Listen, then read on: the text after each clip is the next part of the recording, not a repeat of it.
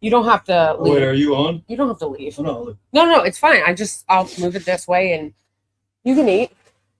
You don't take long to eat anyway. It's not like you eat for like 40 minutes.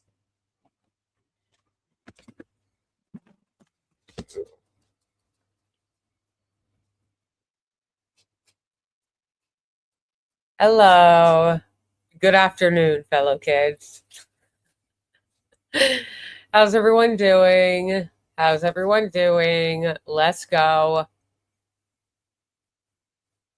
Beautiful Sunday coffee. Not being hours late feels good. Oh, that's great, Melina. I'm glad to hear that. Glad to see you early. What gives? I know, sorry, I'm late, as usual. What gives? Wait. What gives? Hey, I'm not missing the live, which is amazing. Oh, awesome. Good to see you. Yes, it's so nice, like, because you can go back and watch the lives, but it's definitely not the same as being able to like be in it in real time. What gives? Hey, Dawn.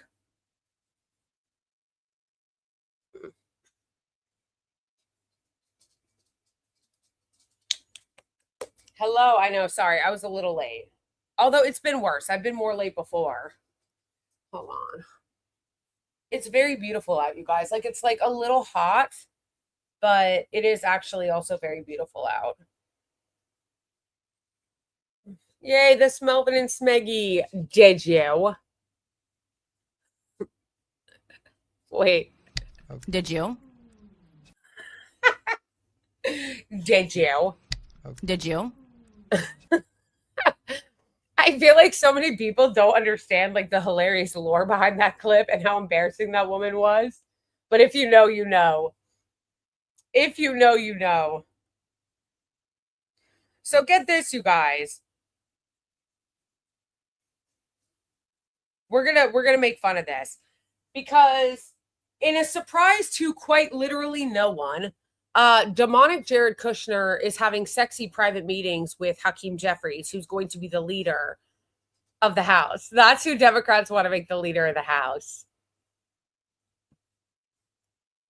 Which, by the way, I emailed Claire Valdez's team and asked to get her response and trying to like get to interview her to ask her about this. They still have not gotten back to me. So I might need you guys to help me get her attention on Twitter because she's not responding. So I might need to tweet at her and then have you guys help me amplify it so that she sees it. Because we need to know. The streets need to know what her position on Hakeem Jeffries is. And that it's got to be no. We're gonna do some makeup. We're gonna do some makeup. Yeah, I gotta put my nails on too. But I'm gonna do that later. Yeah, exactly. That's what we're gonna talk about. So Hakeem Jeffries is having sexy separate meetings with Jared Kushner. And but he's gonna be the leader. He's gonna be the leader of the House. The people that you should be talking about putting in prison. Okay. Also, again, I'd like to remind everybody that Jared Kushner is not an elected official. He's not an elected official. He's not even in an appointed government role. But hold on. Where did I put my coffee? And yet, what we have here is Jared Kushner. I'm going to pull up the article. Having sexy separate meetings with Hakeem Jeffries for what purpose? You're supposed to be an opposition party, not working with them, which is why it's actually particularly hilarious that one of these blue MAGA shills tried to do a this you. No, I know, right? She blocked me a long time ago, whoever that is. So, but it's really funny because a lot of these blue MAGA accounts, one of them in particular last night before this came out, they try to do this this you by posting tweets of mine that I absolutely stand the fuck on, that were absolutely correct, that don't contradict anything I'm saying. Like, the whole point of the this you meme is that it contradicts something somebody's currently saying. Nothing I've said that they post as a gotcha this you contradicts anything that I'm saying now. So it doesn't even make sense, but it was hilarious because one of these Blue MAGA accounts was like, this you posting a video of me criticizing Hakeem Jeffries rightfully, like posting my W's. And it's like, this you. What do you mean? What do you mean? Like, you're posting my W's. Everything I said in that video was true and correct. And so what it was so funny about this article coming out today, is that he was doing like apologia and propaganda for Hakeem Jeffries with the this you. And then today, of course, Melvin is crying to go outside as soon as my husband leaves. And then he's like, this you. And then it comes out today that Hakeem Jeffries is meeting privately with Jared Kushner to talk about how they can work together. It's like, I'm coming, Melvin. It's like, work together. You should be talking about prosecutions, ho. You should be talking about locking these bitches up. Jared Kushner is a fucking criminal, bro. Like, what do you mean? Come on. It's actually insane. And he's like, we're meeting. So you're going to meet with Jared Kushner, who is an unelected oligarch, corrupt fucking hack that is only where he is because he's a Nepo baby, criminal, lunatic Zionist extraordinaire, friends with Netanyahu, and then actually being like, and this is all happening, which is why it makes him posting that so much funnier, because he's posting this video of me criticizing Hakeem Jeffries, rightfully so and accurately. Is like, this you. Yeah, bitch. Yeah, bitch, it's me. Yeah, bitch, it's me. Being correct again. I was right. I was right. Everything I say is right. You'd be better off if you did what I said.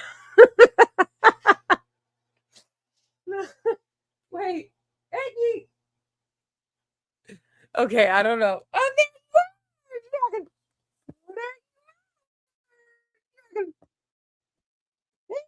oh, I get. What about that? He's so fucking cute, bro. My little ham. Oh, he's gonna go outside. He wants to go on the bed. Oh, Hammy. He's got the most expressive eyes. I love Hammy's eyes. They're just always like.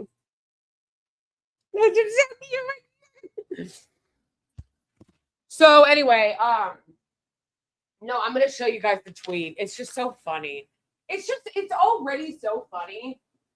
It was already so funny, but it makes it even funnier in light of this New York Times article coming out today. I'm talking about the Blue MAGA shill, who's on Israel's payroll and DNC payroll. I'm talking about him. Him doing the this you and about Hakeem Jeffries, posting my W's, and then the very next day, an article comes out about Hakeem Jeffries secretly meeting with Jared Kushner. LOL. Talk about taking an L. But it was hilarious because, of course, like a hack, he's like, oh, only some people can reply to this. So, like, after he did that, this you tried to like do an own, but like not at all and not really. It was like so embarrassing. Then, oh, hey, Bodie. And then everybody, and then immediately puts on the only some can reply. Let me just show you guys. It's really funny.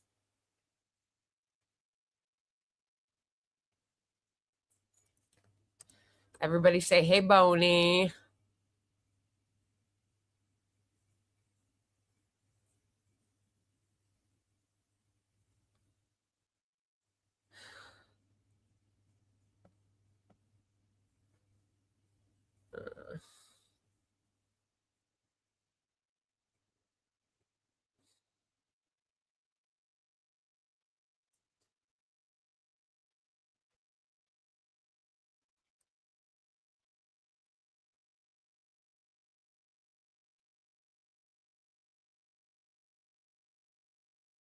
Wait, where'd it go?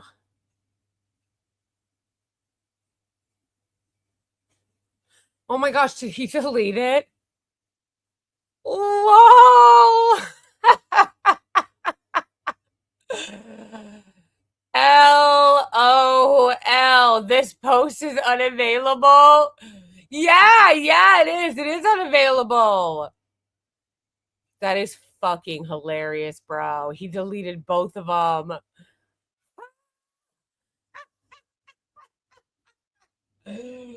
Oh my gosh, that's amazing. You guys, that's so amazing. Exactly. Embarrassing. No, you guys, you don't even know how funny this is. This is so funny because basically what happened was he tried to do a this you and then started posting a bunch of my very accurate videos criticizing Democrats. Criticize his attempt. He was trying to do the anti-black routine, like, oh, they're anti-black, because he was criticizing Angie Nixon, of course, because they're hacks and they don't care about black women when the black women are progressive. So he was criticizing Angie Nixon. So I was joking and retweeted it and said, what happened to supporting black women?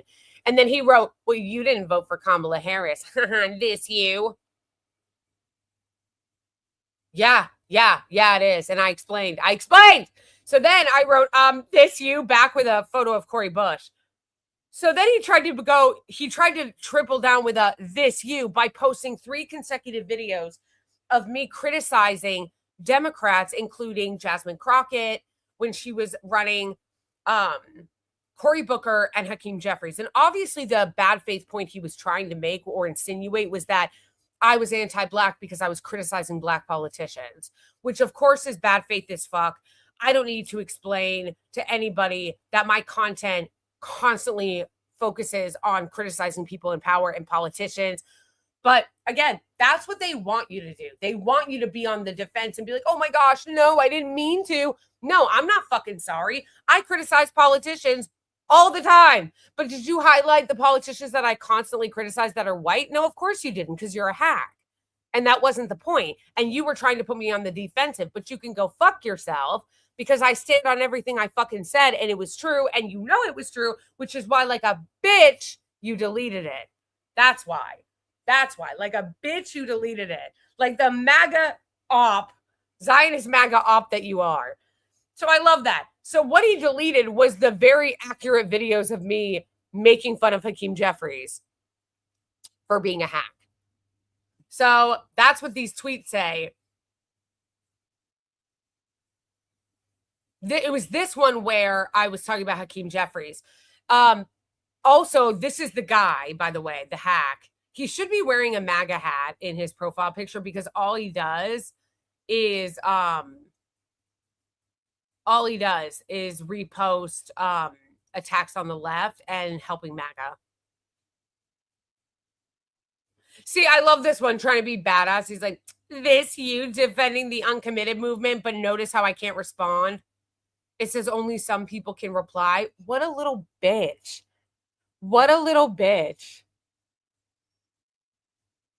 And yes, I defended the uncommitted movement, and I'd fucking do it again. I still do it. So embarrassing. So first of all, what a little bitch that he says that and then turns his replies off so I can't respond. LOL. And then again, I need you guys to understand that this network of Blue MAGA on Twitter, they're all paid ops for the DNC and the Israeli lobby. And all they do is shit on the left to help the right. That's why it's all, let me defend black women, unless, of course, said black women are Angie Nixon, Cori Bush, or any other progressive leftist. Then I'll shit all over them and do the work of the right. That's who this clown is. So LOL that he said that and then wouldn't allow me to respond. And then also huge LOL that he deleted both of my videos. Because again, the posts that I'm reposting here that he got rid of were my videos. They were my videos. He went and found my videos criticizing Hakeem Jeffries and Cory Booker and posted them there. And then I wrote, yeah, I was, and I was right. And I was correct. Every fucking thing I said in that video was accurate. I wonder why he deleted it. 2 reasons why he deleted it, I think. 1, people started ratioing him. And we're like, actually, the video's accurate. Hakeem Jeffries does suck. And so he didn't like that. Then the other thing was this New York Times piece comes out today. So that's a little awkward. That's a little awkward. You're in there going, this you? Bastardizing the meme, showing a video, posting my W's of criticizing Hakeem Jeffries. And then the very next day, Hakeem Jeffries secretly meets with Jared Kushner. And now the video's gone. Huh. Interesting. It's almost like you knew how embarrassing this was, and that's why you deleted it. Oh man. It's so good. It's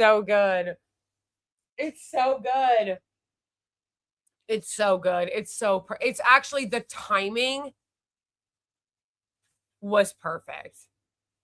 And I can't even add this to the soundboard, but I love that one tweet from the embarrassing Brooklyn dad Defiant where he's like, kind of makes you wonder about timing.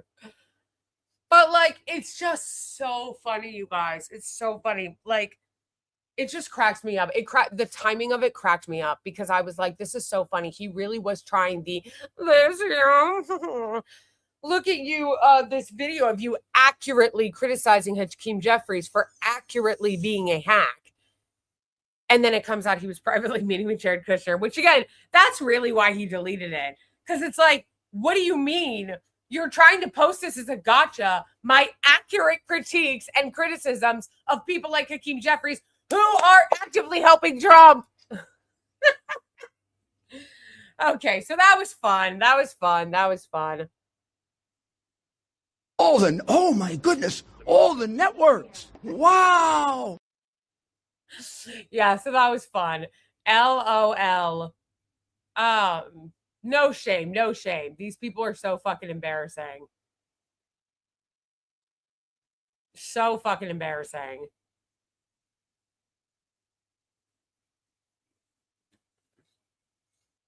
So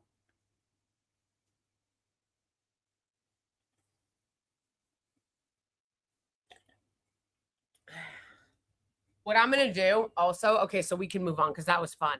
Now I want to get into the more serious substance of him actually meeting with him.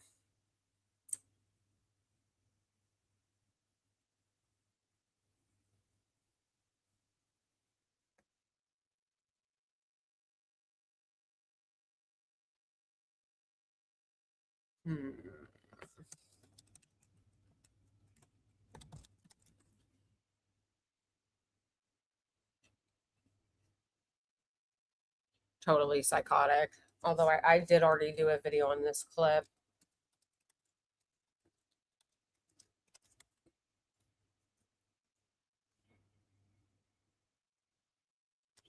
Squirrel wrote, New York Times headline, Jeffrey and Kushner privately meet as midterm attacks fly. Subheading, President Trump's son-in-law. Subheading, President Trump's son-in-law and the man in line to be the Speaker of the Democratic-led House discussed how Democrats in the administration could work together. Total Zionist hegemony. True. You don't. You have no choice. I love this clip, but I can't play it because last time I played it, they wouldn't let me. They wouldn't let me on Twitter. I mean, on YouTube. Play the clip because of copyright. But we've all seen this clip. It's amazing. And yet Israel had to deal with the second intifada, and Israel prevailed. And then missiles were flying in December of 2008, and Israel prevailed. And then missiles were flying in November of 2012, and Israel prevailed. And so I'm confident that when it's all said and done, we're going to stand together. Israel today, Israel tomorrow, Israel forever. God bless you. Insane. Totally insane.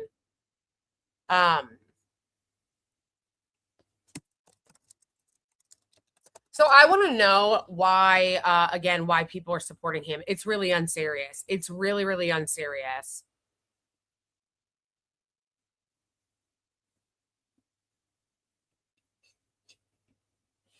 Jeffries and Kushner met privately to discuss.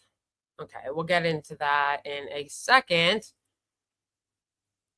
First, I want to say shout out to my amazing mod, Boney. Everybody say shout out to Boney. Second, I want to say shout out to all my patrons and Ko-Fi members and YouTube subscribers and Twitch subscribers. I love you guys. Thank you so much. And also, if you want to support this stream, a great way to do so is to like and share the stream. Also, my super chat goal is set, and anybody who wants to help me reach the super chat goal, thank you in advance. I set goals, super chat goals every time for the stream because it helps me and it helps the stream. Please make sure to like and subscribe to the channel, to both channels, and to all my other platforms. Boney has thrown everything in the chat.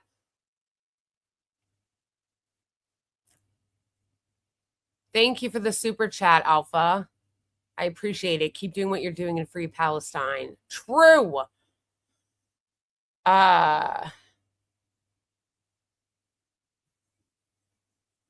yeah, another great way to help the channel is not just to send super chats helping me reach the goal, but also to like the stream, share the stream, subscribe to all my channels, interact with the videos that I post. And I think that that's it. Becoming a member, becoming a patron or a Ko-Fi member to help support my work. I think that that's it. And of course, shout out to all you guys because you guys are amazing and I love you. I think that that's it. I think. I feel like I'm forgetting something, but.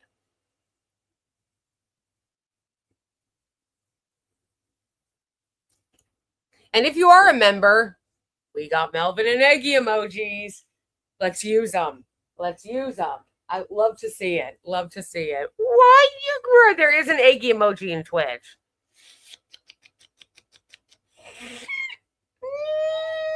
How I get. I was crying last night, you guys, because that video of the terrorist Israeli settlers dragging the donkey till it died, that was just so fucking horrific.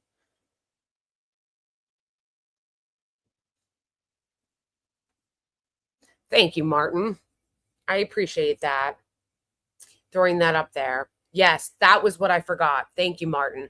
That is another great way to help if you want to support my content or my channel is just tipping me on Venmo or Cash App. I forgot about that. Thank you, Martin. Or becoming a monthly patron or a Ko-Fi member. That also helps.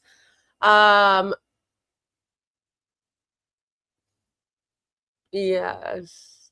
What are the regular times I stream? I stream every Thursday and Sunday at 2:30 Eastern time.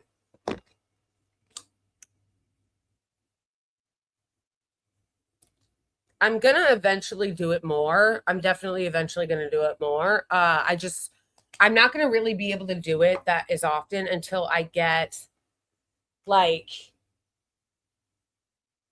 until I'm consistently making more money on YouTube to the point where I can do it more. Like I can't really afford to do it more than twice a week, maybe occasionally, but like when I get more subscribers, inshallah, getting more subscribers and eventually reaching my goal of 100K, which is what I'm trying to do,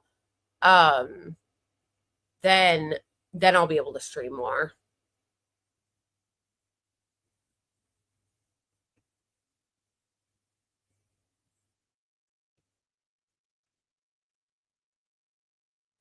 But in the meantime, yes, Tuesdays or Thursdays and Sundays. I don't know why I keep saying Tuesdays.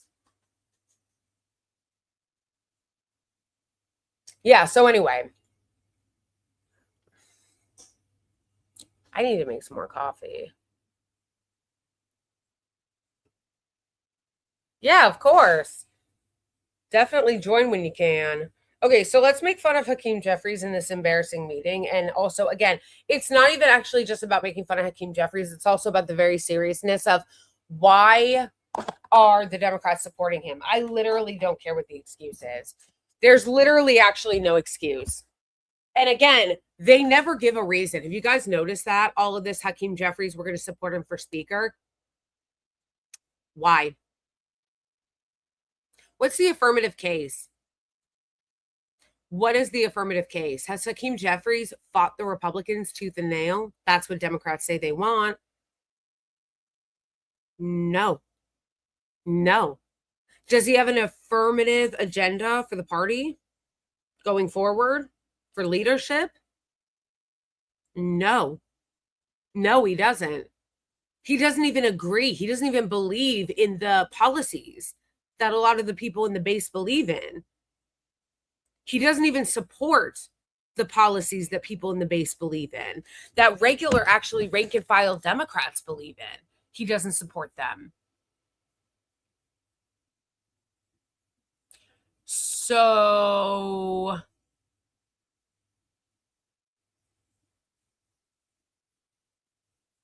what is the affirmative case for him?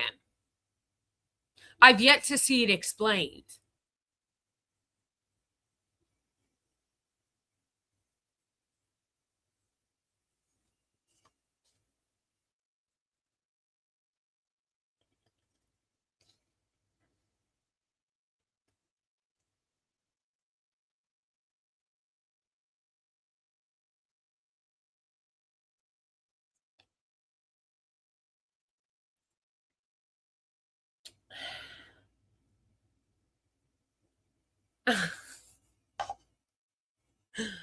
Okay.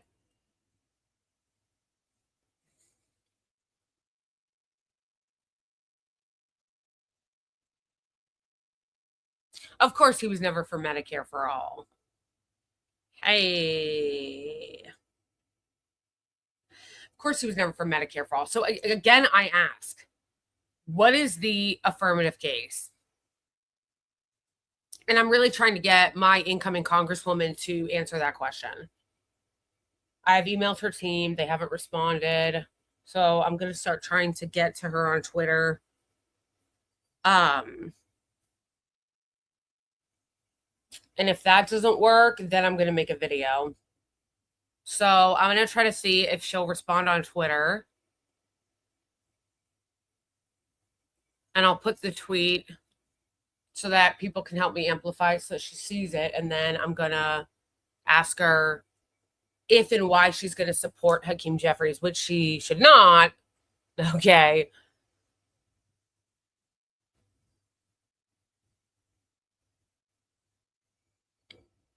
Pramila Jayapal sucks too.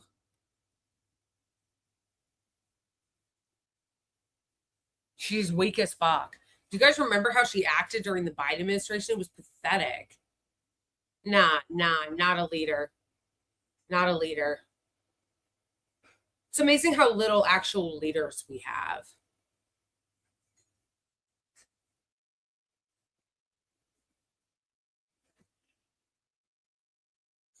Summer Lee for speaker. I could get behind that.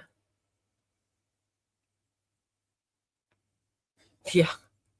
Talib, yeah. What's that?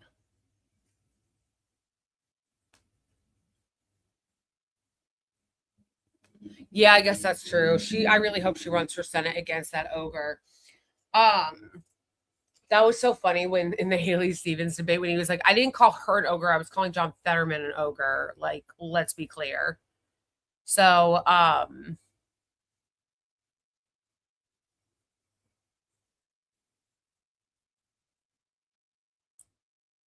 yeah, I forgot. I'm gonna put some makeup on.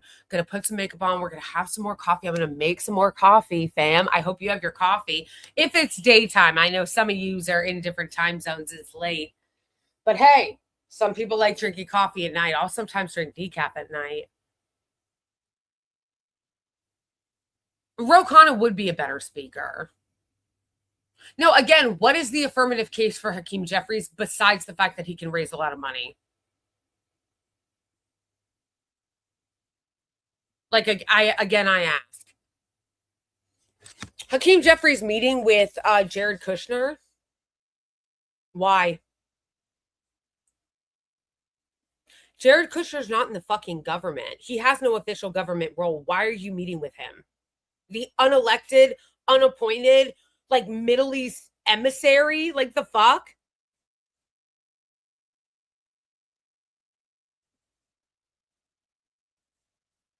Let's go. Let's go. No, it's actually insane, you guys. So again, all of the progressives that are already pledging loyalty to Hakeem Jeffries, why? The question is why? What is the affirmative case for him? First of all, he's a radical fucking lunatic Zionist, so shame on you for wanting to support him and vote for him.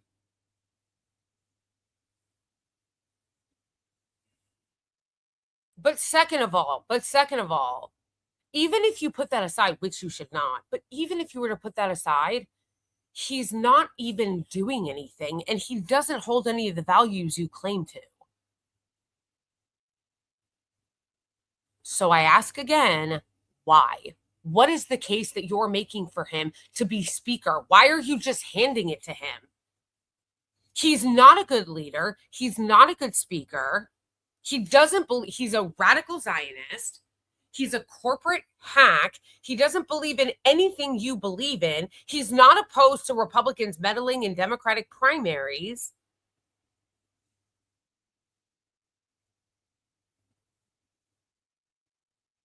He's not opposed to it.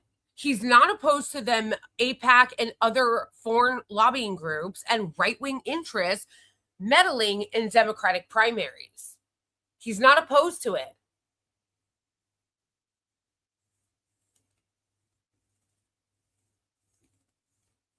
Unfortunately, sir, that is not the case. I don't know if live streaming is different, but I make nothing on Rumble. Nothing. Look at this. Look at this. This is my all-time earnings on Rumble, and I've been posting for more than a year. You ready for this? Wait.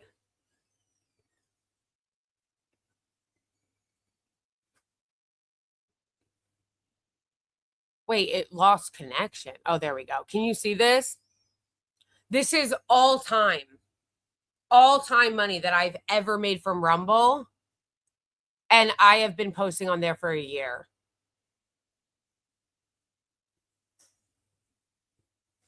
So I think maybe if they're making decent money on there, it must be from live streaming.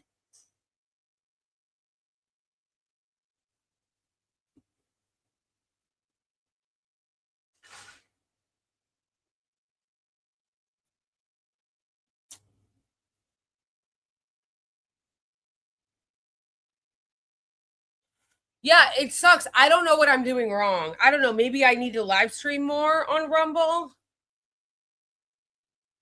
I don't know.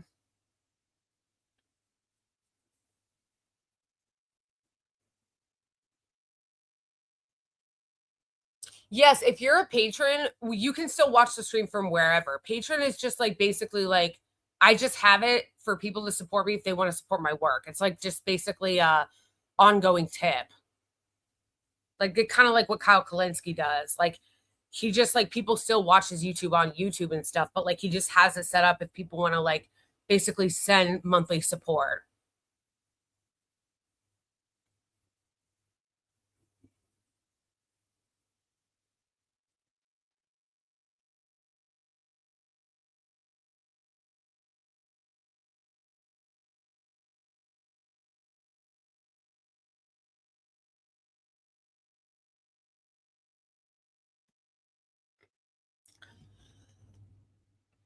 No, I totally get that. That's why I also love when people just hit me on Cash App or Venmo because I get to keep the whole thing.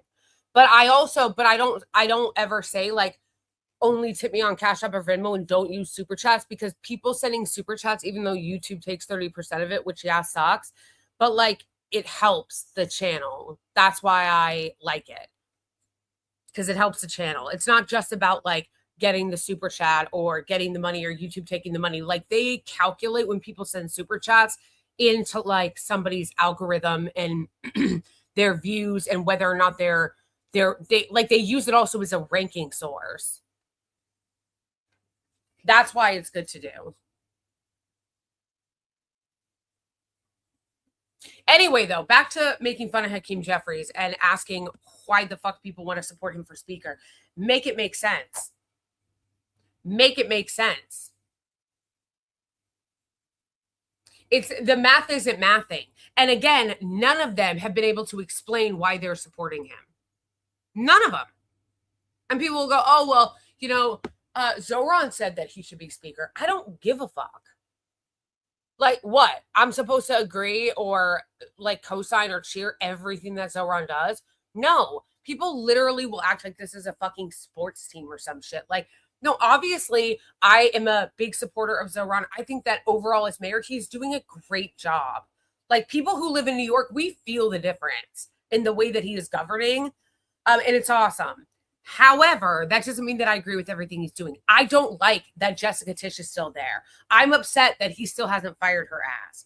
I don't agree. I was furious when he endorsed Hakeem Jeffries. Because first of all, it pissed me off so much because it was, in my opinion, such an unforced error when, like, silence was an option. Because Zohran Mamdani is the mayor. He's not going to be in the House. He didn't need to weigh in on that Hakeem Jeffries endorsement and lend his credibility to him. Because, again, he doesn't really have much to do with that. Hakeem Jeffries is in the House. Zohran Mamdani is in city government. Yes, there's going to be some crossover, but, like, he is not going to be the main person that he is dealing with. That is something for the people that are going to be in the House of Representatives are dealing with. So silence was an option. Yeah, I don't like it. I don't like it at all, and I criticized it at the time. I don't have to agree with everything. Yeah, I disagree with that. I don't give a fuck if he said that he should be the speaker. I don't agree.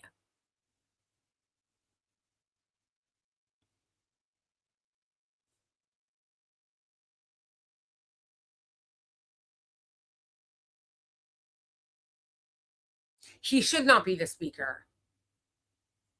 He's corrupt. He is an AIPAC shill, a shill of the Israeli lobby, a shill of big tech, who God only knows what the fuck he was talking about with Jared Kushner.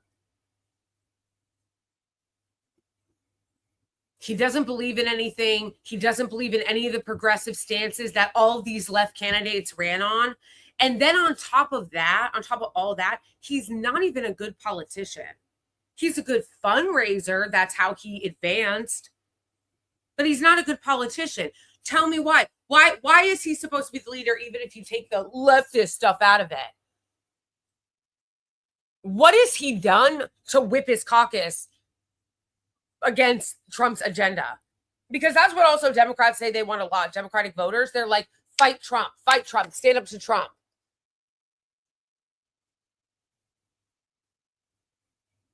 What has he done to stand up to Trump? What has he done to stand up to Trump? Nothing. None of them have done anything to stand up to Trump. He doesn't even keep his caucus in line. He lets members of his caucus vote with the Trump administration. How many times do we see a story every 2 weeks, every month that says some psychotic draconian Republican bill got through because 5 members of the Democratic caucus helped them?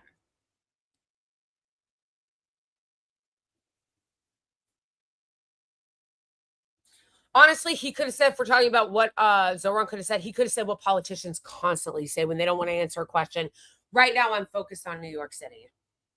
It's the same question that he would use when people would harass him about Israel. He'd be like, I'm focused on New York City and the people of New York. That's all he had to say. Like, I'm focused on my local New York City executive governing in the city, and I'll let the people in the House of Representatives decide that. That's all he had to say.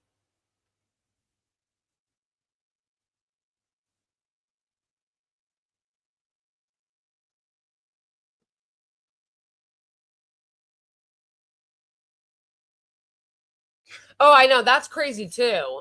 That is crazy too, that more people on the left aren't talking about that. They're working right now to like take away your freedom of speech, to take away freedom from the internet, to create all these insane, basically surveillance bills under the guise of protecting children. And like no one's talking about it.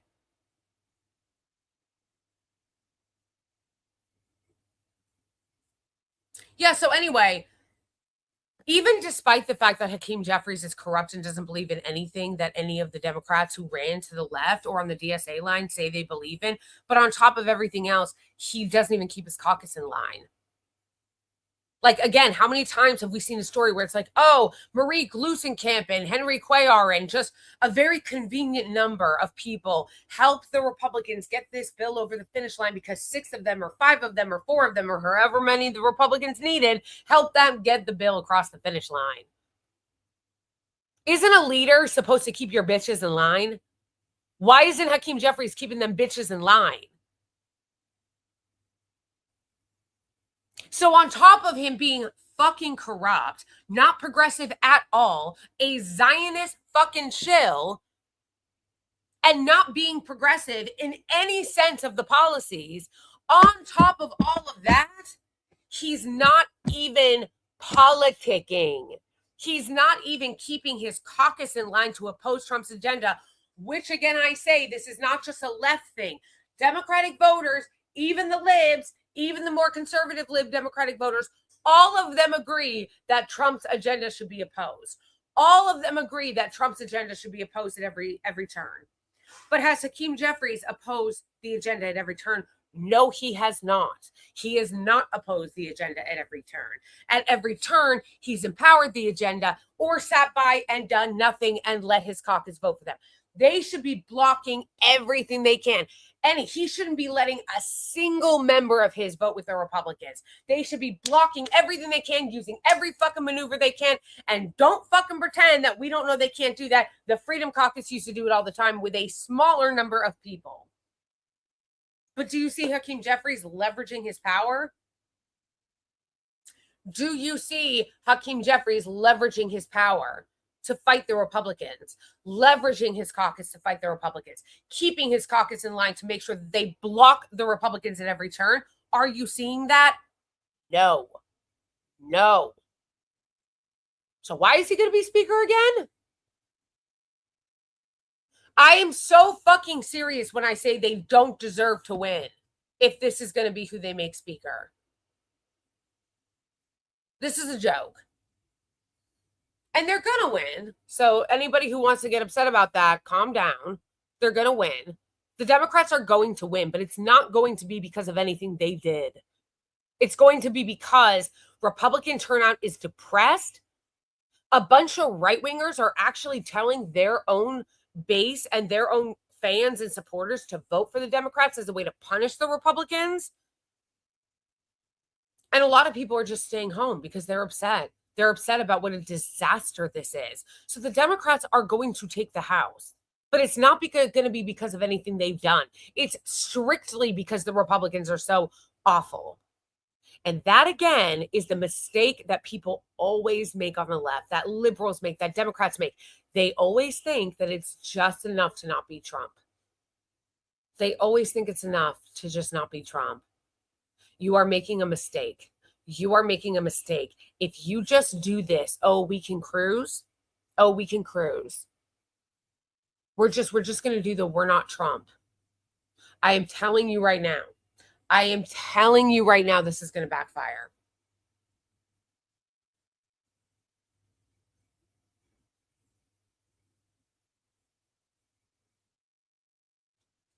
It's going to backfire. And if DSA doesn't actually fucking fight the Democratic Party, the establishment of the party, then that's also going to depress turnout. Because I'm going to tell you that I didn't do all that work and all of that enthusiasm about supporting these DSA candidates so they can all turn around and just endorse Hakeem Jeffries.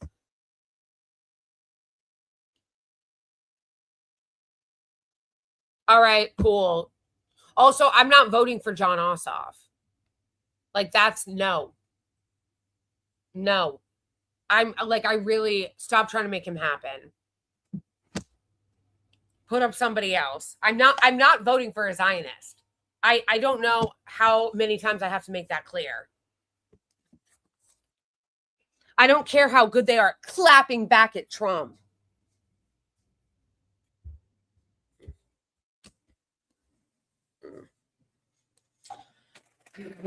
It's so frustrating. It's so frustrating. And they never, I feel like they just never look ahead, even 5 fucking seconds.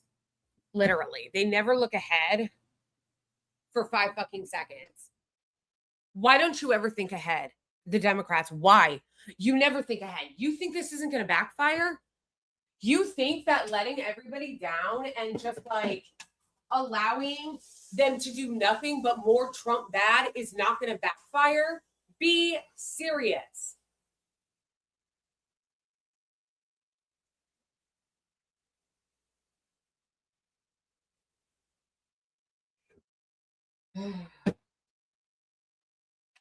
Like, it's actually absurd.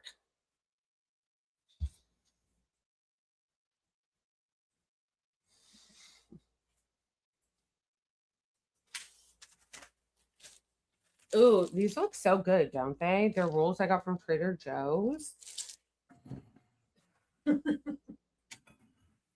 I know I sound crazy. They're rolls I got from Trader Joe's, like all normal.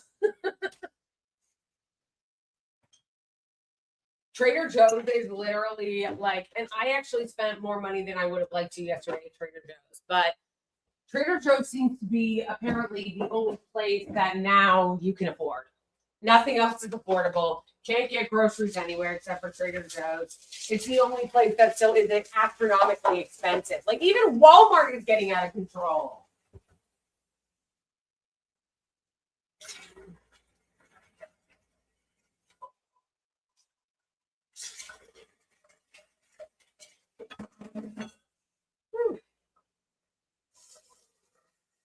Hey.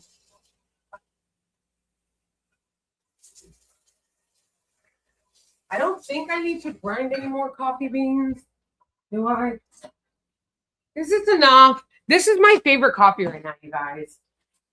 This fair trade organic Bolivian blend coffee from Trader Joe's. It's like a medium dark. Notes of sweet caramel flavor. It's so good, bro. I'm like obsessed.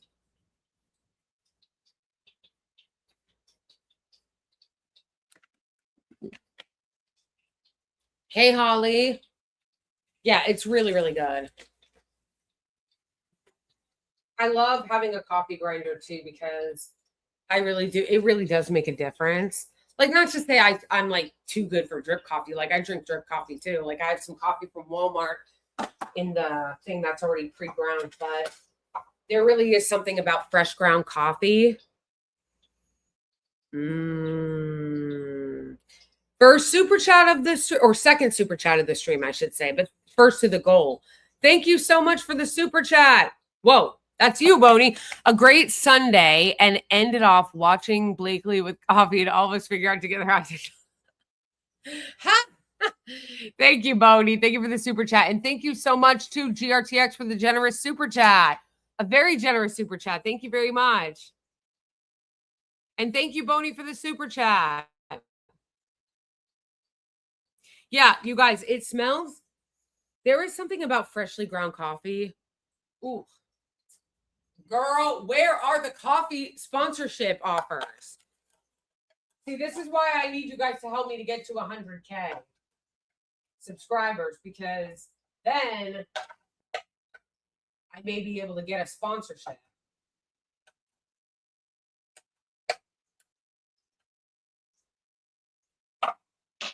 I maybe not be getting the big ones like, Shoe on Head gets, but at least at 100K, I may be able to get something. And I want a coffee sponsorship. I want a coffee sponsorship where somebody gives me money and free coffee.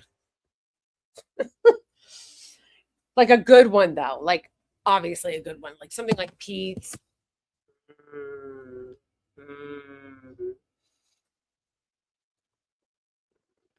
Thank you, GT Rax. I appreciate that. Thank you.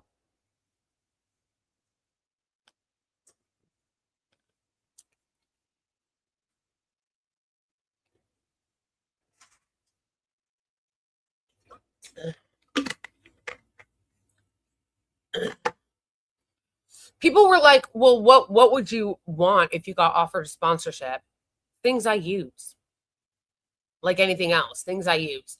Like I would do a sponsorship for something like coffee because I'm obsessed, and that's literally, I drink coffee all day, every day. Dog supplies if it's good, because I have dogs. And like makeup or skincare, because I love those things too. We're going to put some makeup on.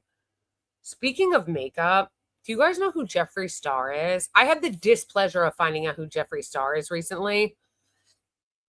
And by like finding out, like I knew who he was like on the periphery, but like I didn't really know how much he sucked, you know?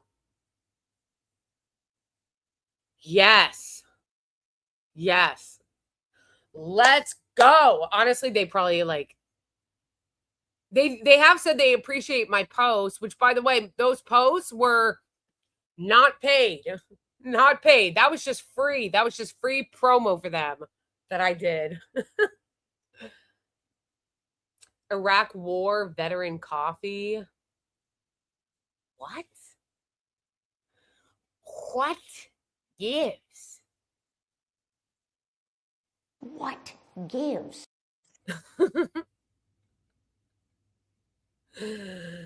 uh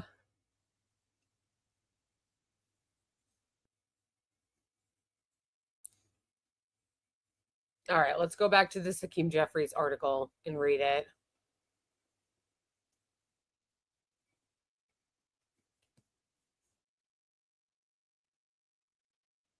Why did it close my... It closed my... He's literally not even in the government. Forget about not elected. He's actually technically not even in the government because he's really not appointed to anything.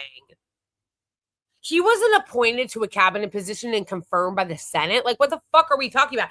At least Marco Rubio, who is total trash. Marco Rubio is like a psychotic, old-fashioned, deranged neocon. He's like horrible. However, at least he was like actually confirmed.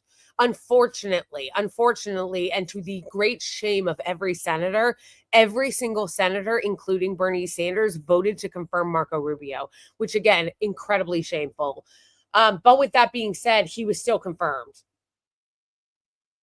You know what I mean? He was still appointed and then confirmed. What? Jared Kushner never did any of that shit.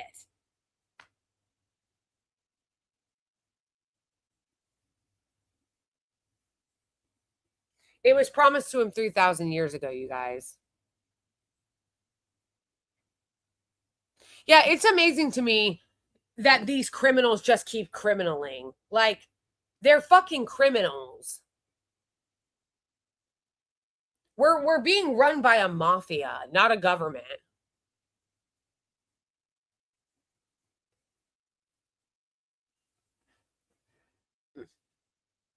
Literally, though, going in and trying to take somebody's island for like your pet project?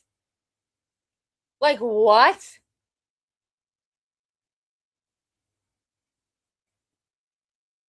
Going in and trying to buy a private island for your fucking pet project. And let's not forget that after Jared Kushner left the Trump administration in the first administration, he got like a $2 billion like Saudi contract or investment from the Saudis for that sovereign wealth fund or for his stupid ass, what was it? Investment firm. Jared Kushner Saudi deal. Jared Kushner's financial ties to Saudi Arabia center on the controversial $2 billion investment from the kingdom's public investment fund into his private equity firm. Such scam. Such scam. Like, this is just... Like, it's amazing how corrupt it is. Like, the corruption is so next level, you don't even know what to do.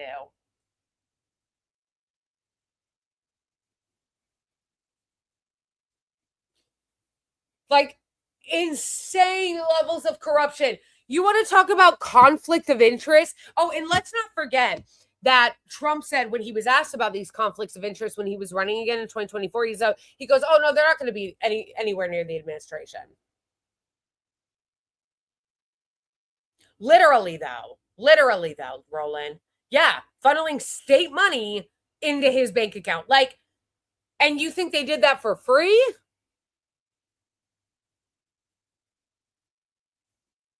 Like, it's actually so fucking disgusting. It is so disgusting. And it's so enraging the way they just get away with it. The way they just get away with it. This is so corrupt. This is so corrupt. And then Trump is like, he's not going to be in the second administration. And then he is. He's not appointed. He's not confirmed. He's doing back deals around Gaza in the Iran war. This unelected fucking creep. This guy's such a creep. He's corrupt like his dad. And now he's having sexy private meetings with Hakeem Jeffries. Hakeem Jeffries should be going after him and talking about how they're going to investigate and prosecute them. That's what Hakeem Jeffries should be doing. But no, instead, you want to have sexy private meetings with him with tea and strumpets.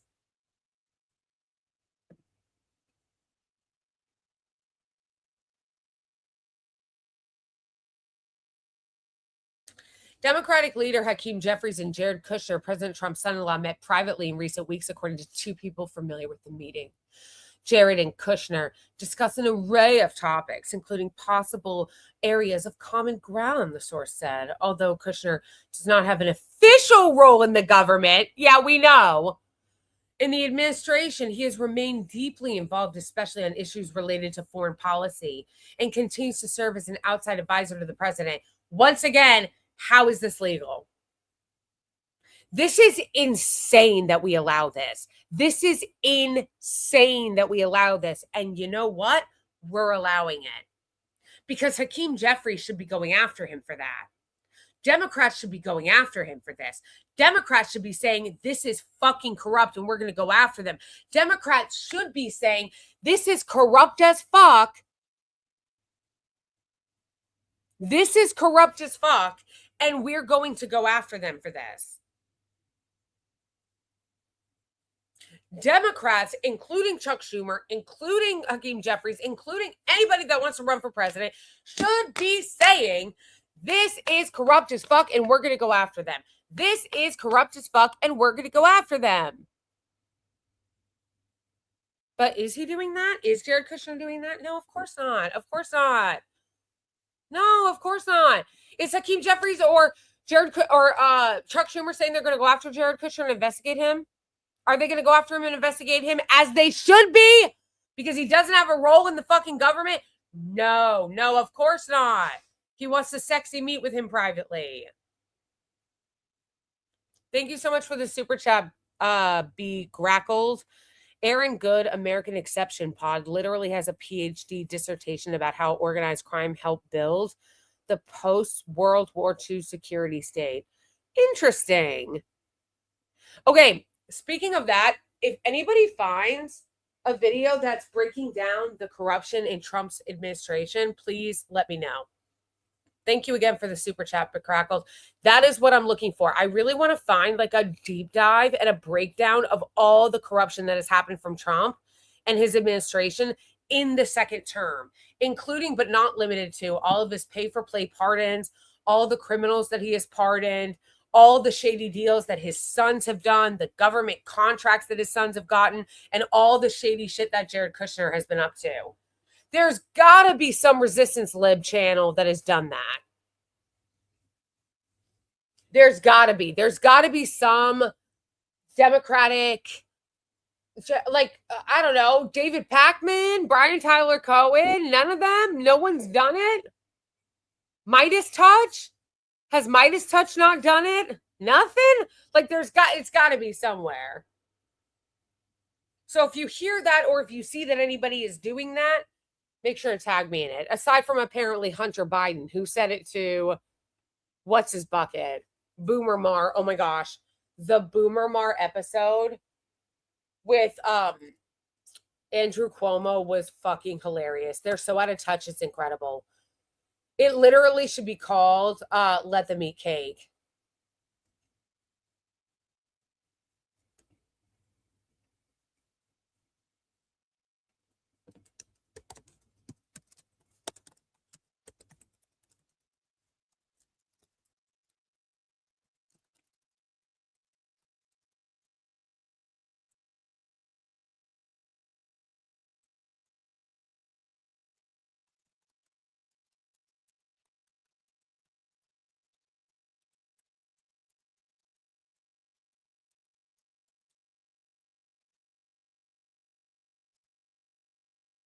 Oh my gosh, this blue MAGA account again is trying to do the this you again, but this time to Mehdi Hassam. So anyway, thinking it's a gotcha because Zohran Mamdani met with Trump, when it's like, hey, you know the difference is that Zohran Mamdani meeting with Trump is the fucking president.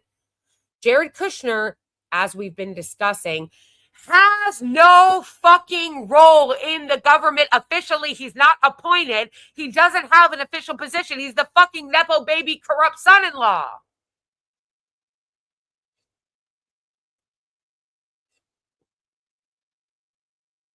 Somebody needs to make it easier to make gifts and have those gifts be able to be on Twitter. Like more easily shareable. I've tried to make gifts before and you can't. And I don't know how to get them so that they're automatically on Twitter.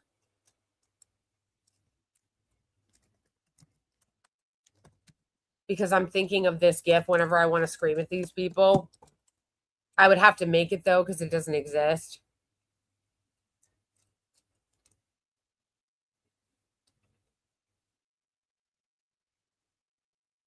And now I'm getting distracted again. Yeah. You're out of storage. You're out of storage. Fuck you. I'm so tired of, like, Google and all these scams trying to rip us off with, like, ripping us off with subscriptions. I'm so tired of it. Subscribe. Pay more fucking subscriptions for fucking shit that was already there.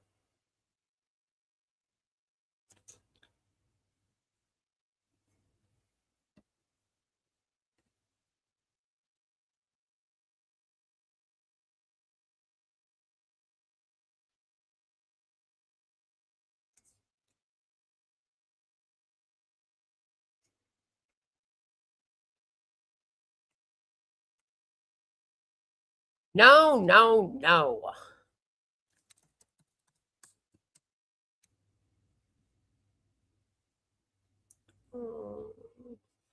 You guys, sorry, I don't want to get distracted, but this just popped up on my Google Photos. This was shaky as a baby. Why, you gray? Ew. I was already nail mogging, you guys. I'm nail maxing. Such boomer. I got the wrong one. Such boomer. But look at that. Look at my nail maxing there. It's a leaf. It's a fall leaf.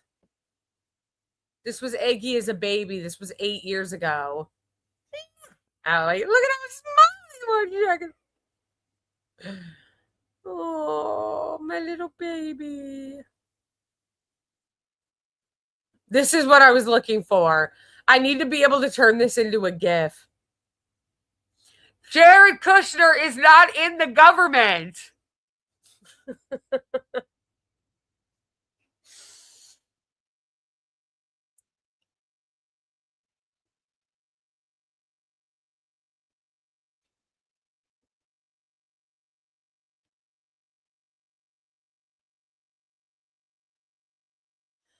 Jeffries told ABC News in a statement, throughout this Congress, Republicans have adopted a my way or the highway approach to government that has failed the American people. To stop the madness, we have repeatedly made clear that the extremist approach will not work and must be met with forceful opposition. You're literally not opposing them. You're saying that you want to just appease them. That's actually what you're saying. You're appeasing them. Thanks so much for the super chat, Comrade Cranky. All shekels matter is why you are not making money. It's not Miss. I'm not binary. But thank you. I get the point. I get the point. I know. But that's why I have to get to 100K. That's why I have to get to 100K. I need to get somebody to offer me a sponsorship. But they hate me. They hate me.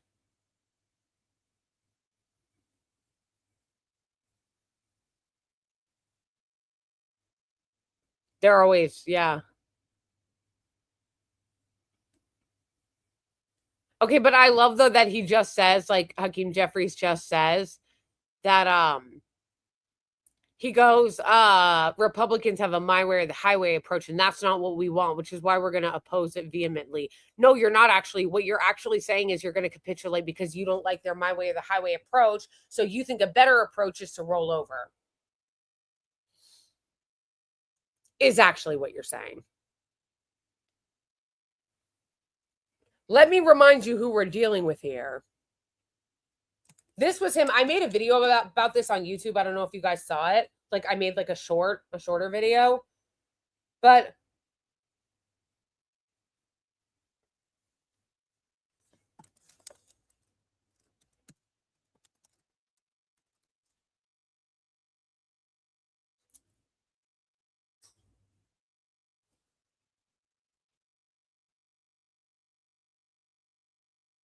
here's the unelected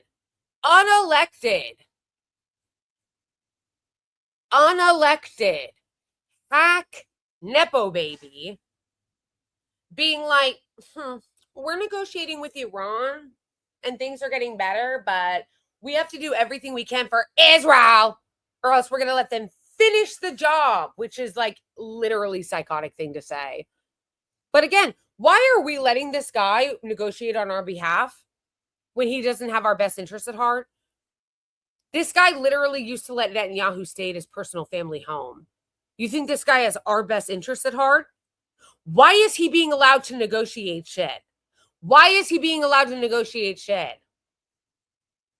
And yes, I'm going to play my own video. I know that some people are like, it's so cringe when people play their own videos on stream. Sorry, got to do it. Got to do it. Because I got to go get my coffee anyway. Some of the misunderstandings and misinformation that's been out about it as well. I mean, certain things like we're very committed to the fact that we have a plan to rebuild Gaza, but we will not allow Gaza to be rebuilt until the demilitarization occurs. Nobody wants to fight. Okay, pause for a second. See, demilitarization is just a lie that this sack of shit says and that our sack of shit media repeats because this is not militarized. Gaza has no military. Gaza is an occupied cage. It's a prison. It's a concentration camp. What do you mean demilitarized? That implies there's a military, which there's not. Money into a place that's gone on for so long until if it's just going to be taken over by terrorists or blown up again.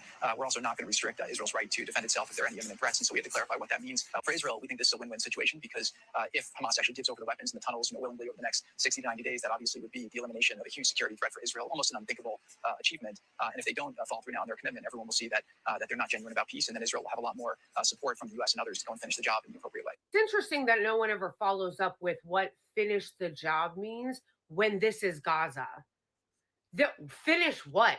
There's literally nothing left of Gaza. This is what you monsters, you actual fucking demons from hell have done to Gaza. Finish the job is some of the most evil shit you would have heard out of the fucking Holocaust.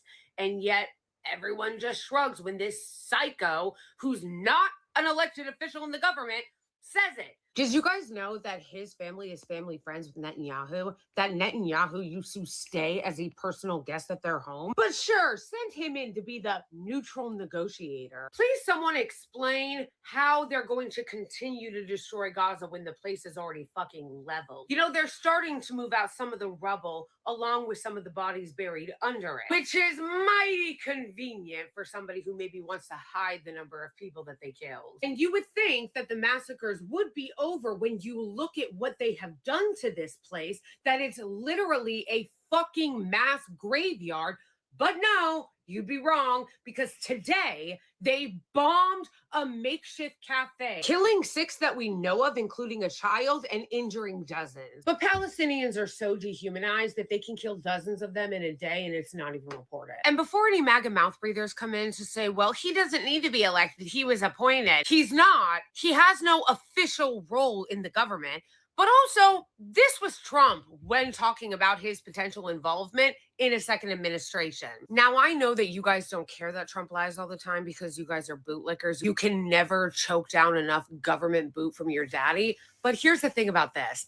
When the country totally collapses, I don't want to hear any of yous complain, because this is how countries collapse.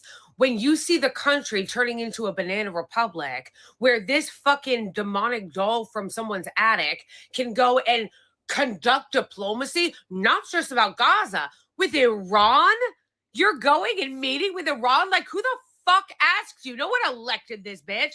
But if you're going to allow that, just like you've allowed anything else, when it gets to a point of no return in the collapse, you're going to have no one to blame but yourself because you let all this slide. And by the way, the same goes for Democrats and liberals and progressives. You guys allowing Democrats off the hook all the time, letting Hakeem Jeffries off the hook, letting Chuck Schumer off the hook, letting them sit around twiddling their thumbs, doing nothing and promising to do nothing.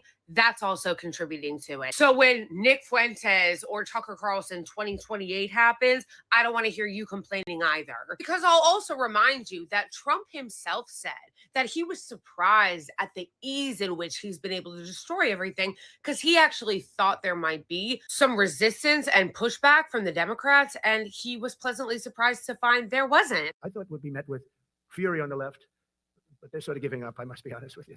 They've had it. They've had it with Trump. They've been after me for so many years now. Here we are. Here we are. Come to the White House anytime you'd like.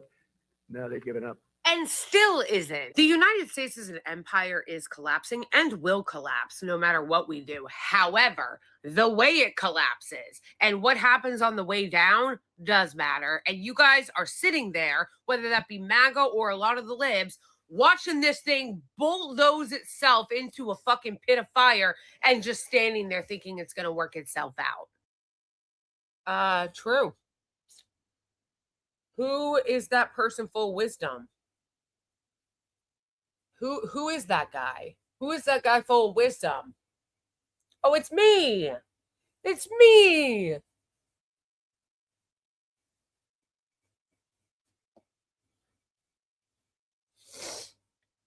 Thank you, Milena.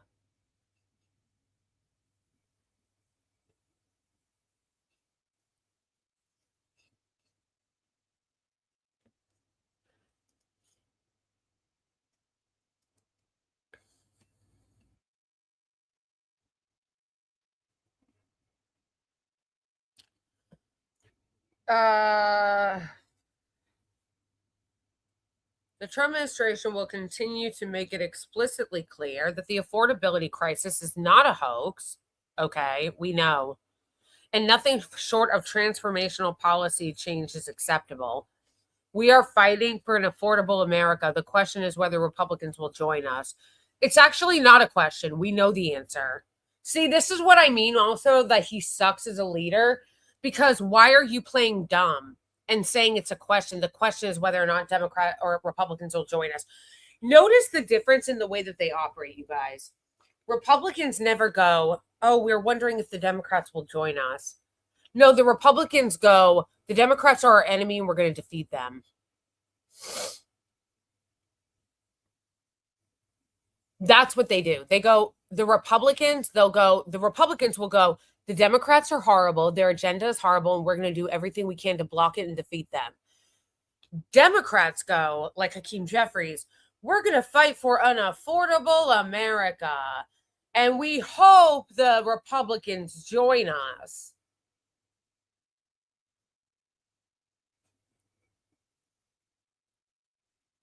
I didn't see it on your TikTok. That's because my TikTok is always being suppressed. They're always doing some fuck shit. They're always, doing shit like, I'll have a video go viral, and then right after the one goes viral, the next one I post will have like 1,000 views, and that's it. I'm like, that's sus.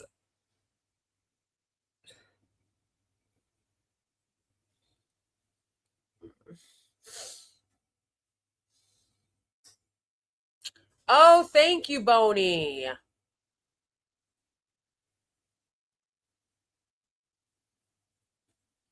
Upscroll needs to monetize.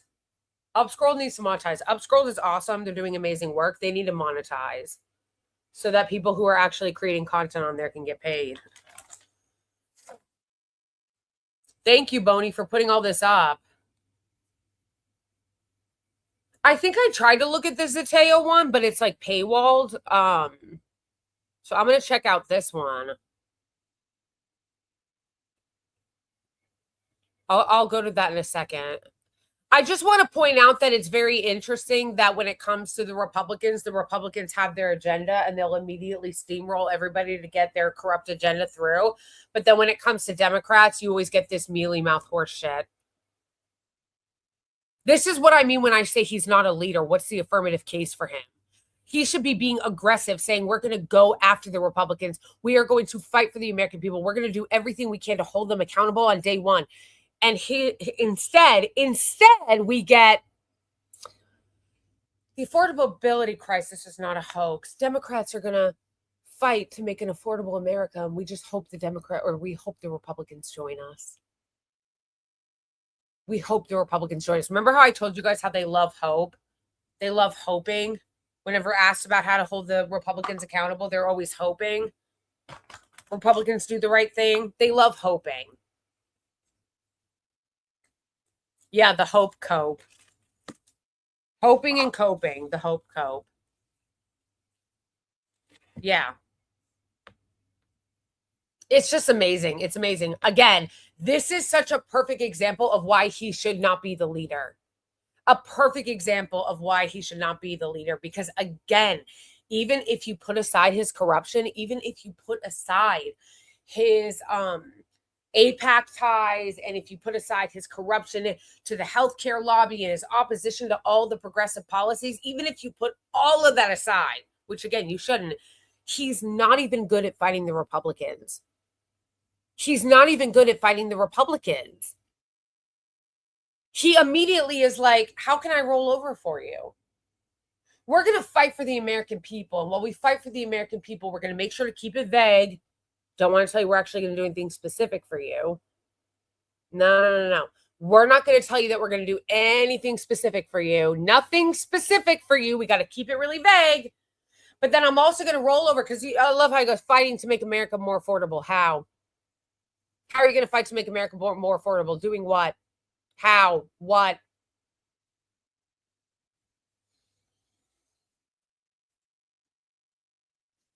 So you've got that. You've got that. And then you have Hakeem Jeffries saying, we're going to fight for a more affordable America that we're not going to specify. We're not going to specify exactly what we're doing or how we're going to help the American people or what we're going to do for the American people. We're not going to specify any of that. We're just going to say that we're going to fight for the American people in a very vague way, and then we're going to hope that they work with us. We're going to fight for the American people in an incredibly vague way, and then here's hoping that they eventually work with us. I can't. This is your leader, Democrats. This is your leader.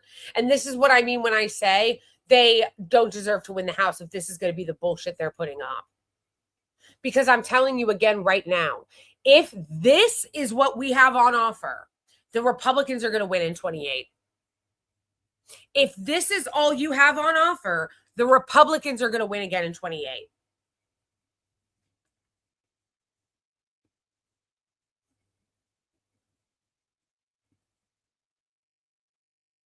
The timing of the talks is striking. The midterms are less than 75 days away. Republicans are facing headwinds in recent polls, which again is infuriating because what's going to happen is they're going to take that as a sign that they don't need to do anything further, Democrats. Because like I said, Democrats will win the House. It is all but sure they are going to win the House. First of all, the headwinds are not against them because people who are out of power generally pattern-wise win the midterms. That's been like that for years. But then on top of everything else,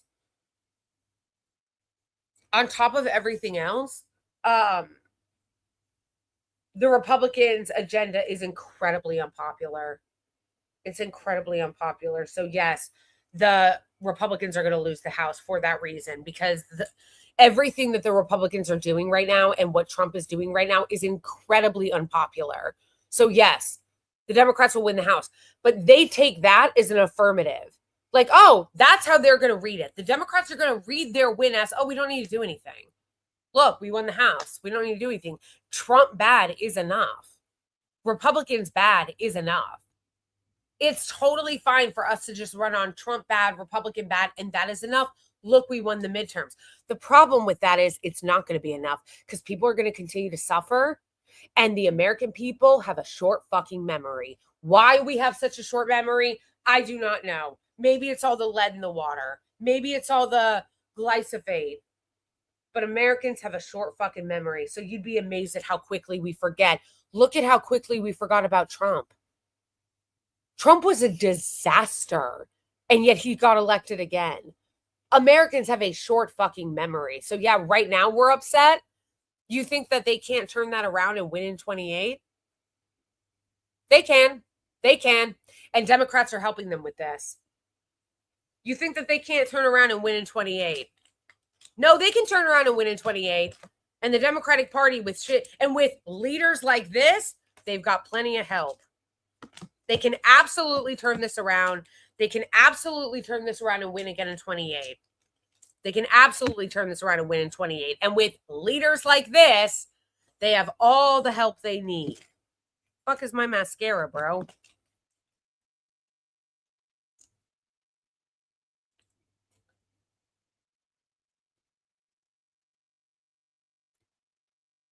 I'm missing my, like, chill mascara.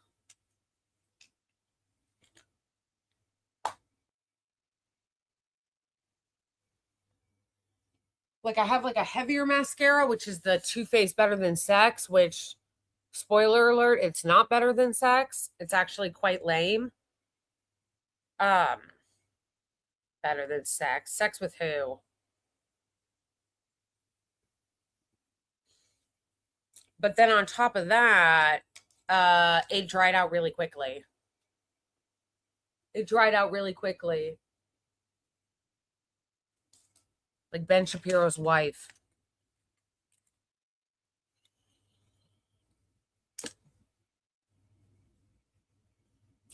The timing, the midterms are less than 75 days away. Republicans are facing headwind in recent polls. Democrats feel cautiously optimistic about their chances of taking the House, and Jeffries would be in line to be the next speaker.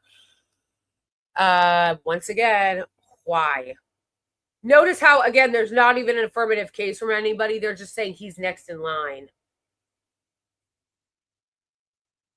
Not Hakeem Jeffries is going to do a great job as speaker and he's a great leader. It's just he's next in line. Hey, thanks for the super chat, Anwar. I appreciate it. And hey to you too. Happy Sunday. Hope you got your coffee. Hope you got your coffee. Yes, we're doing Sunday coffee, fam. Appreciate the super chat.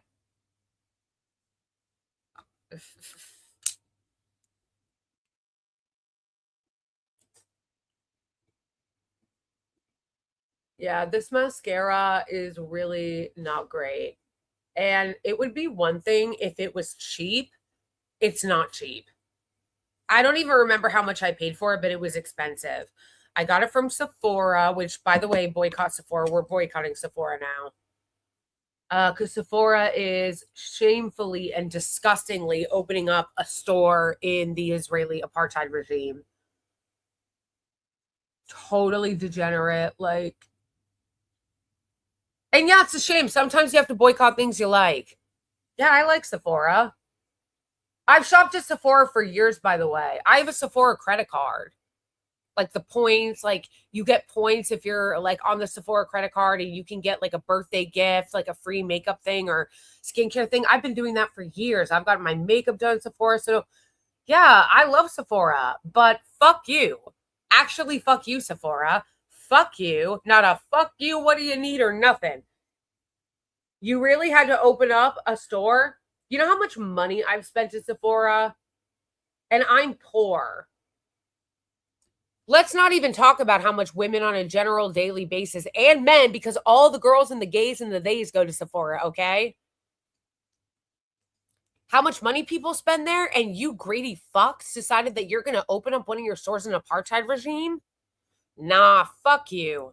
Boycott Sephora. I hope they lose billions. I hope they lose trillions. And like I said, it's a shame. I like Sephora, but if you're going to be genocidal psychopaths that are such greedy fucks that you can't even not open a, like, the bar is actually on the floor. The bar is actually on the floor. All you had to do was not open a store in a country actively committing genocide and apartheid. That was all you had to do. The bar was so low and you couldn't even do that.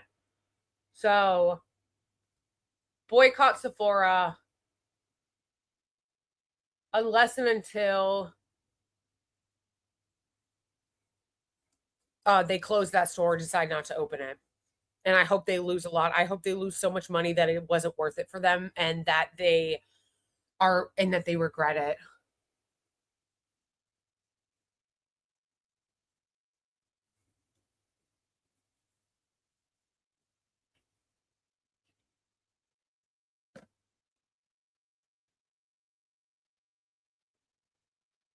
Yeah. And speaking of fuck places that pretend to actually like care about human rights and stuff, and then will open fucking stores in the apartheid regime or not say anything about the Gaza genocide. The Gaza genocide just ripped the mask off of everything.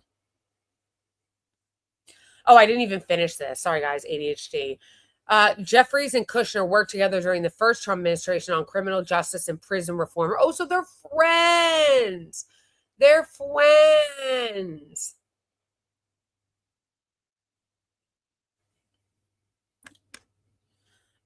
Of course, that's what I'm saying. You don't have to not like a place in order to know you need to boycott it. I love going to Sephora, but you got to do what you got to do. And they're really taking it to the next level of ghoul. Actually. Like, really? You had to open a store in an apartheid regime committing genocide when you didn't have one there before? The bar really was on the floor. And yet, for some reason, you guys decided not to clear it. You decided actually to make it worse. Like, it's actually crazy. But I hope that people actually will boycott it, because they need to see how unacceptable this is.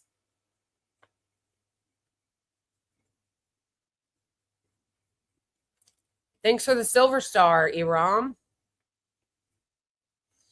And speaking of Gaza ripping the mask off of all these phonies, and then we'll get back to the article, sorry. The animal rights activist groups, genuinely fuck you too. I don't know if you guys saw the video I made, so I won't go into it like completely already, that I posted about PETA, but genuinely fuck PETA and fuck ASPCA and all of these so-called animal rights activist groups that pretend to care about animal rights and then has completely ignored the animals of Palestine, whether that be in Gaza or the occupied West Bank, as terrorist Israeli settlers continue to torture animals there. Terrorist settlers continue to torture animals in the occupied West Bank, like actively torture them. They tortured a donkey by dragging it until it was dead. Just absolutely horrific terrorism against animals. And beating goats and sheep to death. Like, it's disgusting. So, you know, and like I said, it just tears the mask off the whole thing. These people pretend to care about these things. Gaza has ripped the mask off of so-called civilized society. You know what I mean? Like, Gaza has ripped the mask off of all these so-called civilized society organizations, whether that be, or what else would you call them? Not just civilized society organizations, but like advocacy groups, human rights groups, the international world order, international law. They have literally ripped the mask off of all of it, because we found over the last couple of years, there is no international law. There is no universal human rights. There is no real human rights organizations. There is no court of justice. There is no animal rights groups, real animal rights groups that are willing to go and help animals across the world, because where the fuck are you? You were all there for Ukraine, but then you're not there for Gaza and for Palestine. Mask ripped off. The journalism committee to protect journalism, totally mask ripped off. They pretended to care about protecting journalists, but then haven't given a single fuck about the journalists in Gaza. Actually, worse than not giving a fuck about the journalists in Gaza, they literally changed their standards so that they wouldn't have to count Gaza journalists. Mask ripped off. If any of you have the opportunity to like talk shit to PETA, talk shit to PETA and to the ASPCA. Anytime you see these people, and what prompted me to do it was not just seeing that precious little donkey get tortured like that, just totally reprehensible scum terrorist doing that to that poor little donkey. It was also seeing PETA trying to like profit off of Hayden Panettiere's death by fundraising and claiming like, oh, remember, Hayden Panettiere worked for us. She was an ambassador for us. She really cared about dolphins. Donate to us. Like, using her death to fundraise. And I'm just like, you're disgusting. You bitches have nothing to say about Gaza. And by the way, ASPCA too, because I talked to somebody who was organizing for, and if you want to help, tell your family and friends to support, if you are somebody who likes to support like animal rights.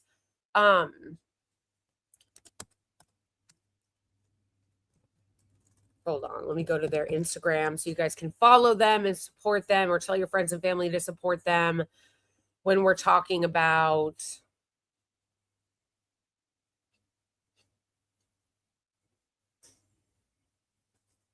animal rights. Where's search, bro?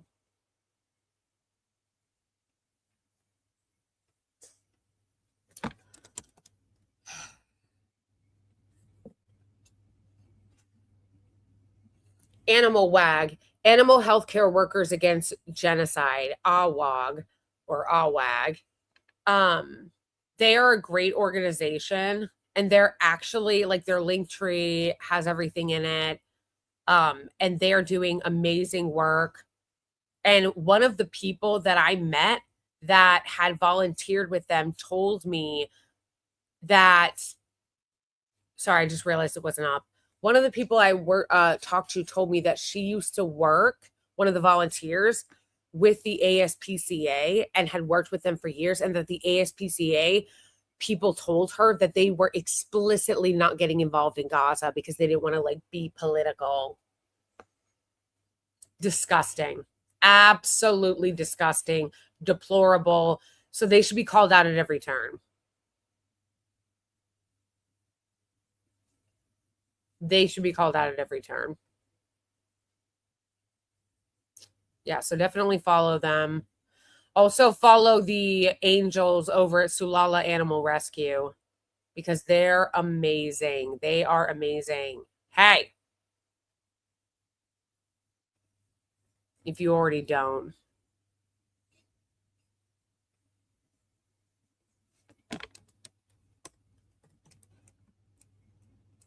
They're incredible.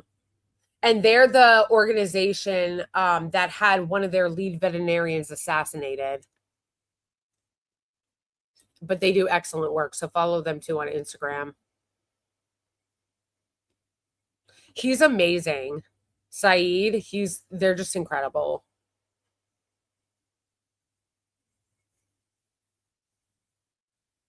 I'll come back to this later though, because I am not in the mood to cry.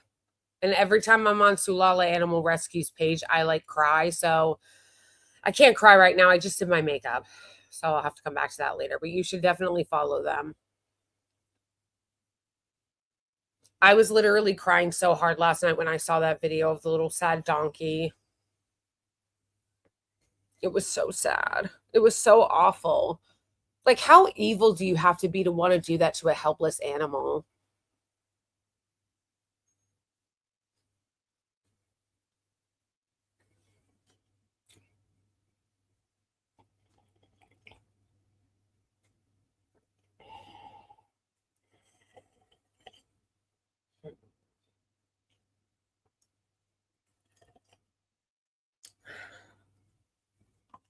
It's just like so evil. Jeffries and Kushner. Oh, I already read that part.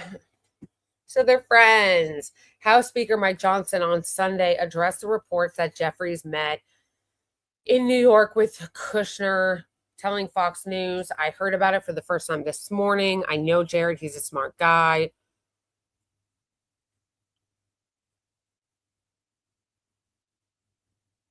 What do you mean? No, he's not. He's a fucking idiot Nepo baby. I'm sorry, you being a Nepo baby and a crook doesn't make you smart. Yeah, anybody can call themselves smart if they're a Nepo baby who also were born into wealth and get wealthy deals because of the proximity to power. His dad, like, paid for him to get into Harvard. Like he would have never just gotten into Harvard on his own merit. His dad, like, donated, like, a fucking building or some shit. I heard about it the first time this morning. I'm telling you what, you better not bet against the House Republicans. I've been all around the country the last several weeks. This is going to come down to a race of about 19 streets. I'm telling you, our base is going to turn out and we're going to hold the House Republican lead. Yeah, right. That's a lot of cope. He's afraid he's going to lose. Donald Trump has railed against Jeffries, calling him a thug and low IQ person. Jeffries has gone on the attack to Trump, calling him a wannabe thug. Yeah, that is kind of rich for him, calling him a thug, considering that Trump is actually a thug.